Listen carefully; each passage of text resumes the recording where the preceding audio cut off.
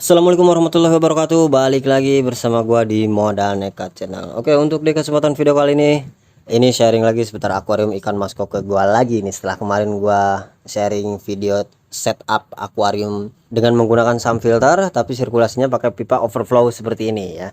Nah, sekarang gua akan sharing untuk cara kurasnya nih. Jadi nanti cara kurasnya ini gampang banget tanpa perlu mancing lagi air di pipa overflownya ya. Jadi akan berjalan secara otomatis pastinya. So, ini dia videonya.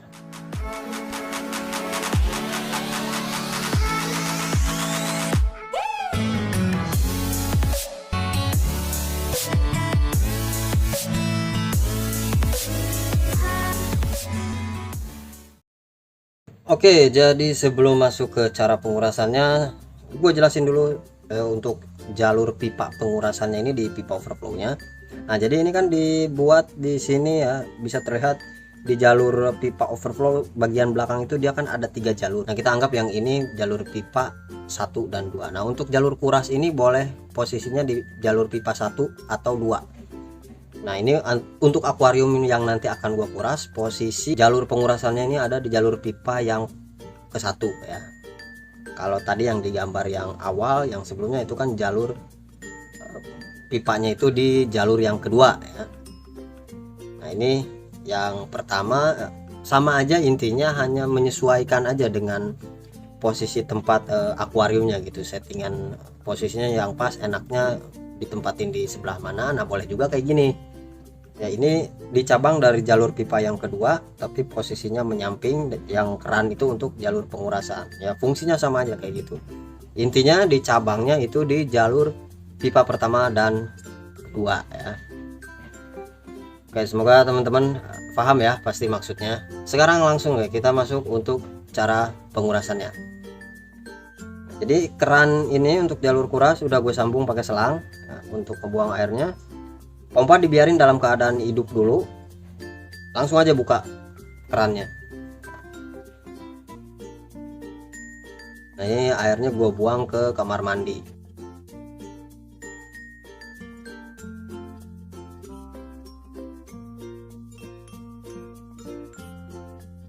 Ini airnya memang agak kecil sih keluarnya karena ini dari selangnya tadi agak ngelipet-lipet ya, kelihatan tadi itu belum gua benerin selangnya. Nah, kita tunggu air udah mulai sedikit turun ya, bisa terlihatnya dari udah ada di bawah garis. Nah, ini pompa masih dalam keadaan hidup ya. Mushroomnya juga masih mekar. Kita tunggu dulu sampai jalur di output ini yang masuk ke sump filter ini ya, biar jelas nih gue buka dulu, nanti ini akan mengecil, lama kelamaan airnya akan mati di sini.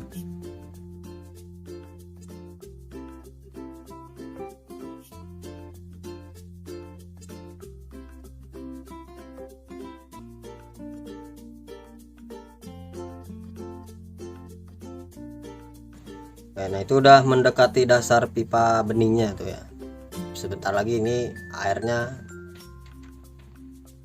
yang masuk ke sini pasti dia mengecil dan mati.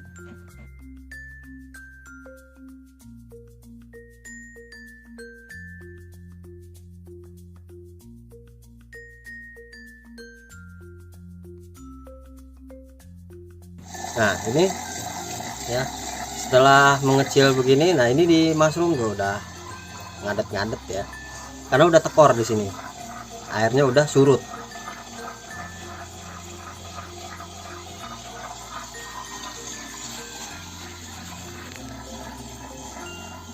Kalau udah kayak gini udah pompanya dicabut. Nah, ini kita biarin dulu selang yang dari pipa pengurasan ini udah dicabut pompanya, selangnya masih dibiarin ngebuang air, kerannya masih terbuka. Kita tunggu sampai surut. Gue di sini mau ngurah sampai 70% lah, karena ini airnya sebulan belum diganti nih. Nah, ini udah segini udah mentok nih, maksudnya mentok ya, udah batas gua untuk nguras ya, karena ngurasnya juga nggak boleh sampai dasar juga sih ya, nggak bisa sampai total. Kalau sampai total pipa di air di pipa overflow harus dipancing lagi.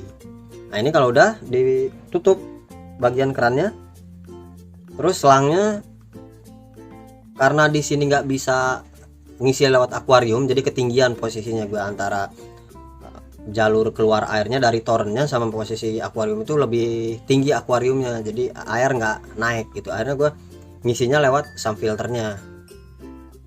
Jadi caranya gini, nah ini airnya ini udah ditampung di toren, jadi kalau gue sih water change langsung aja gitu, karena airnya udah diendapin.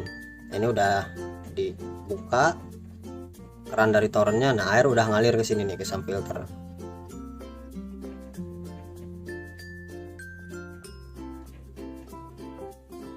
Itu kita lihat di bagian pompa. Nah karena udah naik, pompanya udah kerendam, baru kita nyalain lagi pompanya untuk naikin airnya ke akuariumnya.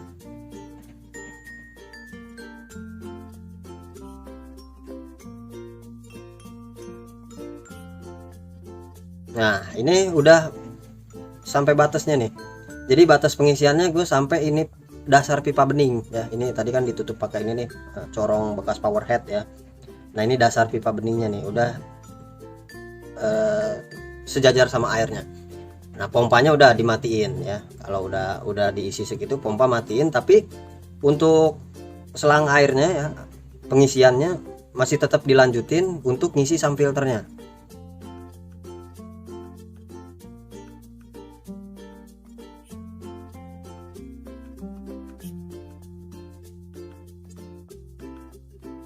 Nah sekarang kita lihat ke chamber yang ada pompanya ini. Nah ini di sump filternya ini bisa terlihat air udah hampir penuh. Kita tunggu dulu sampai benar-benar penuh. Nah di sini gue memang ngisinya agak ekstrim ya, disisain ya kurang lebih 1 sentian lah. Ini sengaja gue ngisinya banyak karena sekarang cuaca kan lagi panas gitu, jadi air di akuarium tuh kayak cepet banget nguap ya, biar gua nggak gampang-gampang nambahin, jadi ya gua ngisinya agak banyak. Yang penting nggak sampai luber lah ya. Ini di setting sepasnya ini kapasitasnya. Nah ini karena udah selesai, selangnya buru-buru dikeluarin dan airnya dimatiin. Nah, ini settingannya jadi di akuarium sebatas ujung pipa bening batas airnya, dan ini di sump filter disisakan kurang lebih 1 sampai 1,5 cm lah ya. Nah ini udah selesai pengurasannya, sekarang tinggal dinyalain pompanya.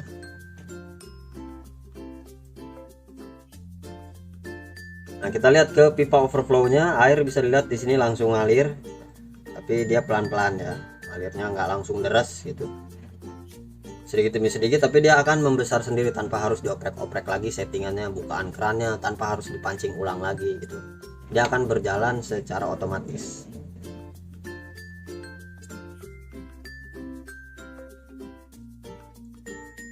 Nah ini pipa beningnya ujungnya udah kerendam.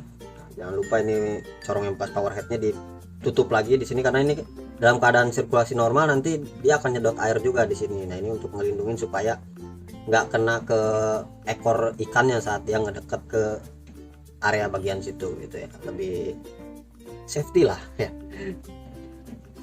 Nah ini di sini untuk di bagian pompanya ya turunnya ini cepet banget ya. Ini karena aliran ke samnya kan masih sedikit ya, belum deras gitu. Nah, ini jadi pompanya memang agak tekor dulu, tapi ini hanya sebentar ya, paling juga cuma 2 menitan, nggak sampai sih ya, 2 menit juga. Nah ini bisa dilihat airnya sedikit demi sedikit dia akan membesar.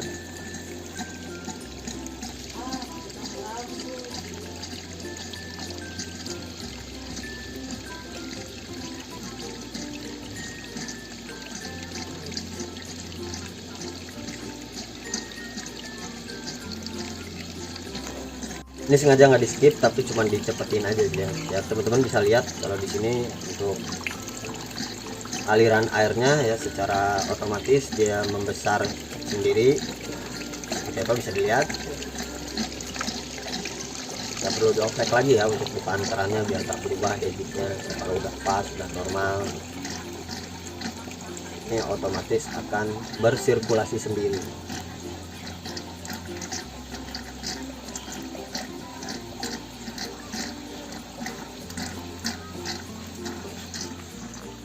Nah ini kaltesnya alirannya nih udah kenceng atau udah deras kayak gini, berarti aliran sirkulasi air juga sudah normal. Kita cek di bagian pompa. Nah bisa lihat teman-teman ya, ini air pelan-pelan di sini naik.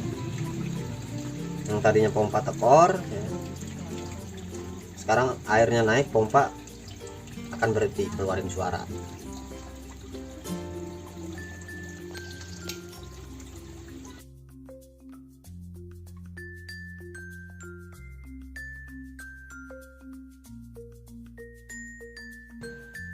Nah, ini akan berhenti nanti di settingan seperti sebelum ini dikuras, itu settingan pasnya.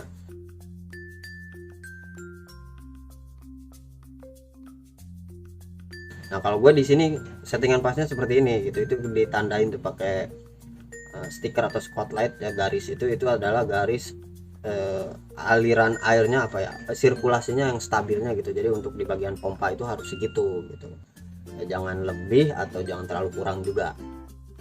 Nah, sekarang bisa dilihat ya, ini setelah dikuras ya lebih kinclong sekarang ya, lebih enak dilihatnya. Dan pastinya ya walaupun sebenarnya tadi juga terlihat masih bening sih airnya gitu ya, walaupun udah sebulan gitu.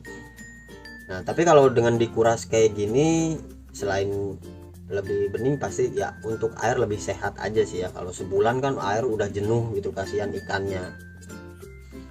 Jadi memang water change itu nggak bisa berpatokan, kalau gue pribadi sih nggak berpatokan ke warna air gitu, tapi lebih ke ya usia air di akuarium itu sendiri gitu. Jadi tetap pergantian itu perlu.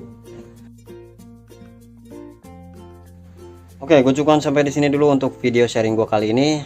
Semoga ini bisa bermanfaat dan bisa menjadikan referensi. Mohon maaf atas segala kekurangannya. Sampai bertemu kembali di video gue berikutnya. Terima kasih. Wassalamualaikum warahmatullahi wabarakatuh.